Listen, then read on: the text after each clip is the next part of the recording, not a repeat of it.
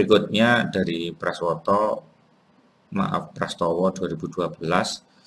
dijelaskan bahwa setidaknya ada 4 tahapan dalam menyusun KPD, mulai dari analisis kurikulum, menyusun peta kebutuhan, menentukan judul, dan menulis LKS. Sebenarnya apa yang dilakukan dalam setiap tahapan itu? Berikut ini adalah penjelasannya. Dalam analisis kurikulum ada 3 hal yang tentunya sangat penting untuk dilakukan dalam analisis kurikulum. Yang pertama adalah konselor perlu untuk memahami betul, perlu untuk bisa menelaah apa tuh sebenarnya yang tidak dicapai dalam kegiatan bimbingan kelas yang akan mereka selenggarakan. Nah, ketika konselor tidak memahami betul arah kompetensi atau tujuan yang tidak dicapai dalam pembelajaran, maka dia tidak mungkin akan bisa merancang LKPD. Karena itu, sekali lagi ini adalah hal yang paling awal, bahwa konselor dalam pikirannya harus dipegang betul bahwa saya menyampaikan materi A itu untuk tujuan apa. Setelah tujuan itu dipegang, maka kemudian konselor merancang arah materinya nanti kemana. Maka ini adalah hal yang kedua yang sangat penting untuk dilakukan dalam analisis kurikulum. Arah materinya seperti apa? Dan kemudian setelah arah materi sudah disusun, maka kemudian konselor sangat penting untuk mengidentifikasi bentuk latihan yang paling tepat. Materi yang berbeda tentunya akan memandu bentuk latihan yang berbeda. Sebagai contoh, bahwa ketika konselor itu memberikan materi tentang suatu keterampilan tertentu, misalnya keterampilan dalam hal mengucapkan atau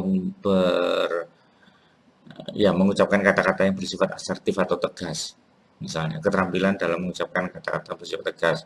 Nah, keterampilan ini tentunya menjadi sangat berbeda bentuk latihannya ketika konselor di sisi lain memberikan materi tentang membangun sikap, misalnya membangun sikap yang positif untuk misalnya atau untuk bisa menghargai orang lain misalnya. Nah, tentunya sekali lagi dalam hal ini bentuk latihan itu akan berbeda sesuai dengan bentuk materinya.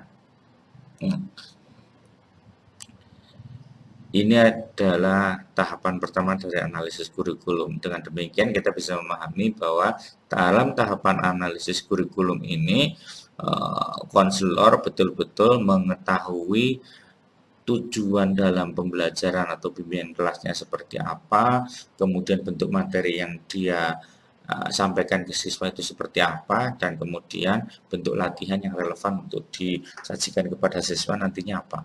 Nah, itu adalah hasil dari analisis kurikulum. Nah, hasil ini tentunya akan dibawa pada tahapan yang kedua, yaitu penyusunan peta kebutuhan. Jadi, berdasarkan hasil analisis kurikulum tadi, konselor perlu menetapkan yang pertama adalah kuantitas atau jumlah atau banyaknya lembar kerja yang diperlukan. Tentunya lembar kerja tidak boleh tidak ada sama sekali kalau memang itu diperlukan, atau juga tidak boleh terlalu banyak karena siswa selalu punya waktu yang terbatas untuk mengerjakan lembar kerja. Karena itu konselor sesuai dengan pertimbangan dari analisis kurikulum sebelumnya, maka kemudian konselor menetapkan jumlah lembar kerja yang diperlukan dan dalam waktu yang bisa dikerjakan dalam waktu yang pas, yang sesuai dengan yang tersedia. Nah, setelah kuantitas atau jumlah lembar kerja ditetapkan, berikutnya konselor juga menetapkan urutan yang sistematis dari latihan-latihan. Pengurutan ini menjadi sangat penting karena jangan sampai nanti lembar kerja yang disajikan oleh konselor atau lembar latihan yang konselor itu malah membuat siswa itu bingung. Sebenarnya materi ini mau menyampaikan apa? Nah, itu yang diharapkan. Karena itu menjadi penting untuk seorang konselor sebelum menulis suatu lembar kerja, merancang dulu urutan-urutannya. Dan yang berikutnya adalah menelaah sumber belajar. Perlu diingat bahwa sumber belajar itu bukan hanya sekedar referensi. Referensi memang salah satu dari sumber belajar, tapi dia bukan satu-satunya. Jadi apa yang lainnya yang menjadi bagian dari sumber belajar selain referensi, kemudian apa itu namanya, bahan-bahan yang bersifat online, kemudian berita, kemudian fenomena yang ada di masyarakat, fenomena keseharian. Nah, hal-hal semacam ini merupakan bentuk dari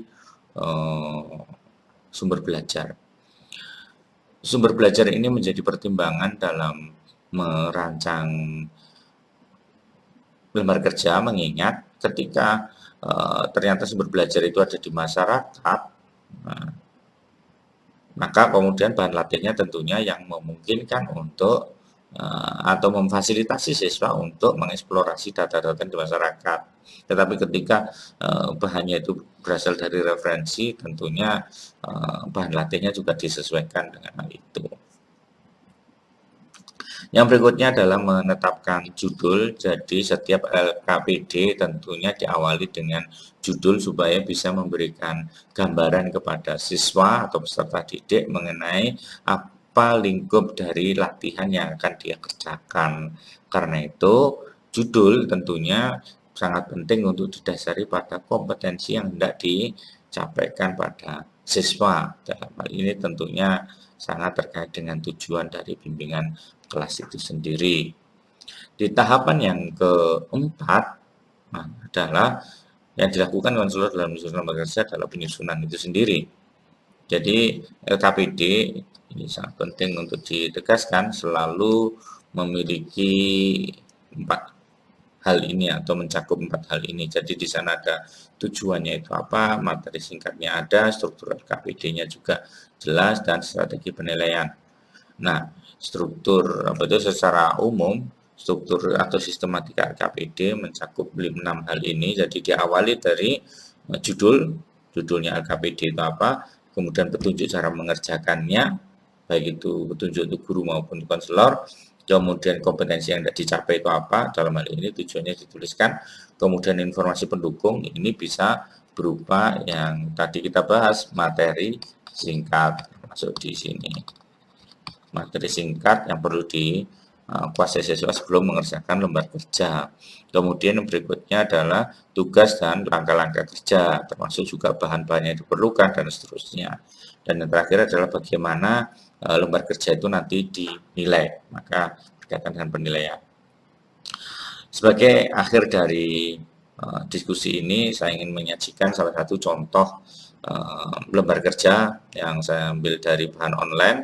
Jadi misalnya ini adalah salah satu di lembar kerja, memang tidak lengkap kalau kita bandingkan dengan struktur ini yang ada 6 ini, karena beberapa komponennya tidak ada. Kita tengok aja. Jadi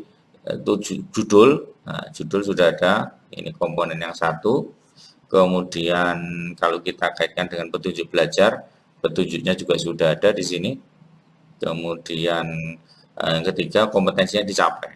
Nah, di sini kita belum mendapatkan informasi, karena itu poin yang ketiga yang belum kelihatan, yang missing, ini adalah poin yang ketiga.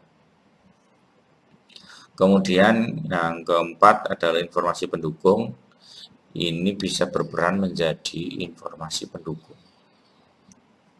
Nah, kemudian yang berikutnya adalah tugas atau langkah-langkah kerja.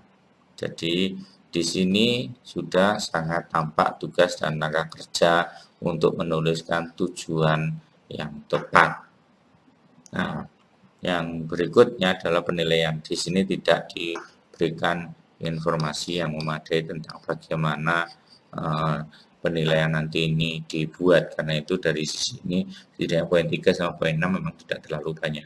Bisa jadi memang poin 3 mungkin tidak disampaikan karena itu tidak dituliskan, mengingat bahwa dalam aktivitas kelasnya itu sudah dijelaskan secara detail atau secara artinya konselor sudah meyakini atau mengasumsikan atau membuat professional judgment bahwa materi sudah cukup, sehingga mungkin poin yang ketiga berkaitan dengan informasi pendukung sudah selesai, sehingga mungkin juga tidak perlu disampaikan di sini karena menjadi tidak efisien. Dan yang keenam mungkin juga sudah dibahas dan karena itu kemudian tidak terlalu ditekankan di sini. Tetapi dari sisi bentuk ini adalah salah satu contoh dari penyusunan lembar kerja yang cukup memandu peserta didik. Nah, tentunya saya sangat berharap para mahasiswa bisa membuat lembar kerja yang lebih menarik lagi daripada apa yang tersedia di sini. Ini diskusi tentang bagaimana menyusun lembar kerja yang bisa saya sampaikan. Semoga diskusi kita menjadi bermanfaat dan terima kasih atas perhatian para mahasiswa. Mohon maaf kalau ada kekurangan. Saya akhiri. Assalamualaikum warahmatullahi wabarakatuh.